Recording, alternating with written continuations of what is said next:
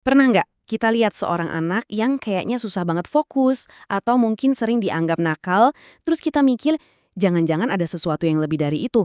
Nah, hari ini kita akan ngobrolin soal dunia integrasi sensori. Ini bisa jadi kunci tersembunyi untuk membuka potensi luar biasa anak lewat permainan yang super simple di rumah. Kutipan ini dalam banget ya. Ini bener-bener jadi pengingat buat kita semua kalau setiap anak itu punya dunianya sendiri, punya cara belajarnya sendiri.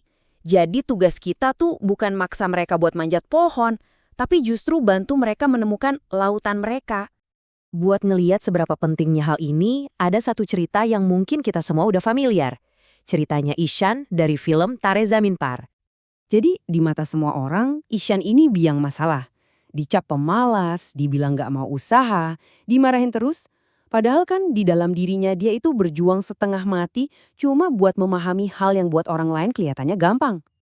Dan disinilah kuncinya. Sudut pandang itu mengubah segalanya. Yang kelihatan kayak pembangkangan itu sebenarnya cara otak dia memproses informasi secara berbeda.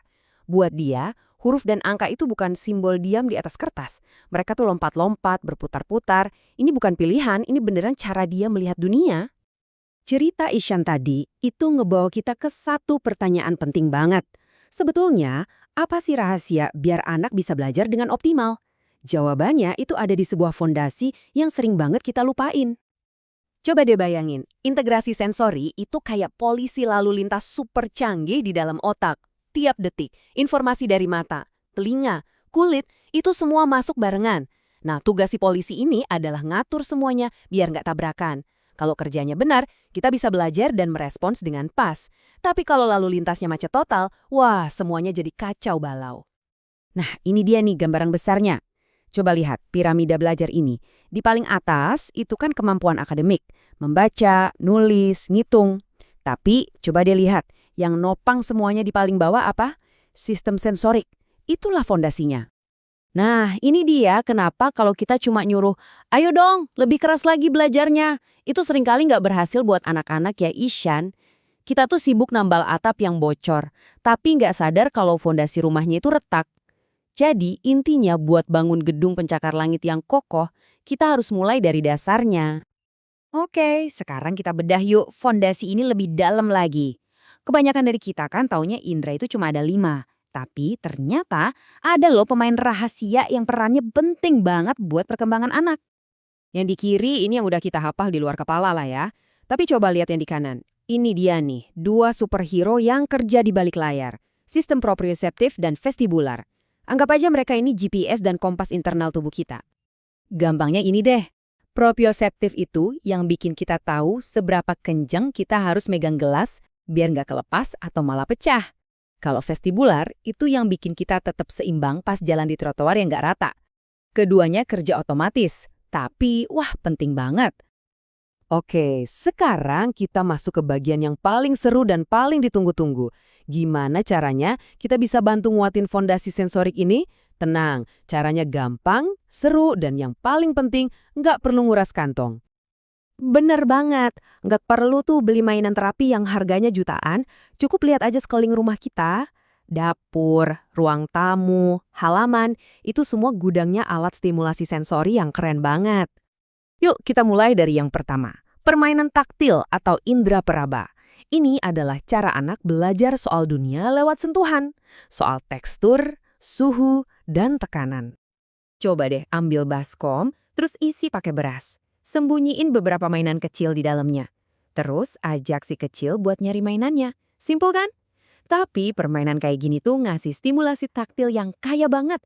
Bantu otak mereka buat membaca berbagai macam sensasi. Lanjut ya ke permainan proprioseptif. Nah ini soal kesadaran tubuh.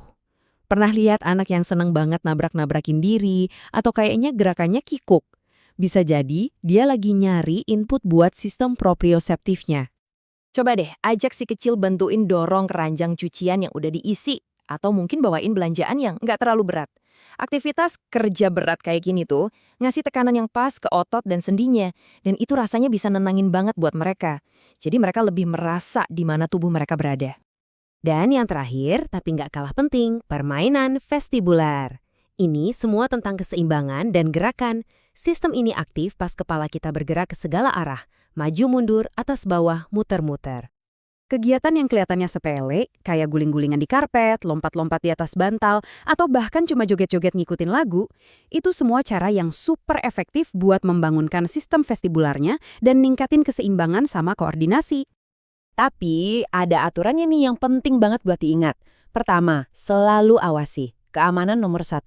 Kedua, ini harus seru. Anggap aja lagi main bareng, bukan sesi terapi yang kaku. Dan yang ketiga, peka sama sinyal dari anak. Kalau dia udah kelihatan capek atau nggak nyaman, stop dulu. Berarti udah cukup untuk hari ini. Nah, sekarang kita balik lagi ke cerita Ishan. Apa yang terjadi waktu akhirnya ada orang yang ngerti dunianya dan mulai ngebangun fondasinya? Waktu gurunya berhenti maksa dia buat baca huruf yang menari-nari itu dan malah ngasih dia kanvas sama cat, keajaiban pun terjadi. Ishan, anak yang tadinya dicap malas, ternyata seorang seniman yang luar biasa. Dia bukan cuma bisa, tapi dia bersinar. Dan disitulah inti dari semuanya. Tugas kita sebagai orang tua atau pendidik itu bukan buat ngebentuk anak jadi seperti yang kita mau. Tapi tugas kita adalah menciptakan fondasi dan lingkungan yang paling pas supaya mereka bisa tumbuh jadi versi terbaik dari diri mereka sendiri dengan semua keunikan yang mereka punya. Jadi gimana caranya kita bisa nemuin hadiah unik yang ada di dalam diri anak kita? Mungkin jawabannya dimulai dari langkah yang paling sederhana. Berhenti sejenak, amati baik-baik, dan coba lihat dunia dari kacamata mereka. Karena seringkali bakat yang paling hebat itu justru tersembunyi di balik tantangan yang kelihatannya paling berat.